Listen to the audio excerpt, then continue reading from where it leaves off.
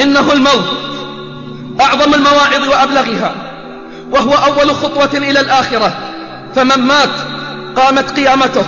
قال صلى الله عليه وسلم: القبر أول منازل الآخرة، فدارنا أمامنا، وحياتنا الحقيقية هي بعد موتنا. أين الأكاسرة؟ أين الجبابرة والعتاة الأول؟ أخذ أموالهم سواهم والدنيا دول، ركنوا إلى الدنيا الدنية وتبوأوا الرتب السنية، حتى إذا فرحوا بها صرعتهم أيدي المنية. إنما أعظكم بواحدة: كم ظالم تعدى وجار، وما راعى الأهل ولا الجار. أين من عقد عقد الإصرار؟ حل به الموت فحل من حلية الإزرار. فاعتبروا يا أولي الأبصار، خرج المغرور من الدنيا ما صحبه سوى الكفن، إلى بيت البلا والعفن. لو رأيته قد حلت به المحن، وتغير ذلك الوجه الحسن.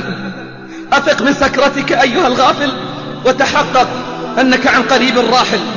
يا سالكا طريق الغافلين، ويا راضيا بطريق الجاهلين، متى ترى هذا القلب القاسي يلين؟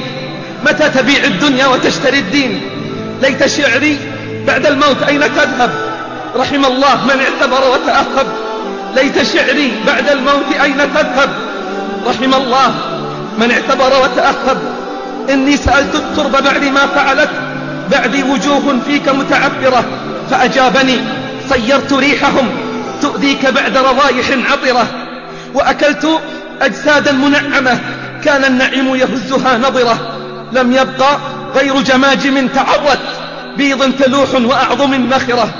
أين الحبيب الذي كان وانتقل؟ أين كثير المال وطويل الأمل؟ أما خلا كل في لحده مع العمل؟ أين من تنعم في قصره؟ أليس في قبره نزل؟ أفق من سكرتك وتذكر نزول حفرتك، تذكر هجران الأقارب، وتذكر إنما أعظكم بواحدة: رأى أحدهم قريبا له ميتا في المنام، فقال له: كيف أنت؟ قال: ندمنا على أمر عظيم، نعلم ولا نعمل، وأنتم تعلمون ولا تعملون، وأنتم تعلمون ولا تعلمون. والله لتسبيحة أو تسبيحتان أو ركعة أو ركعتان في صحيفة أحدنا أحب إلينا من الدنيا وما فيها. أين أثر المواعظ؟ أين أثر المواعظ والآيات في قلوبنا؟ أين أثر كلام الرحمن في حياتنا؟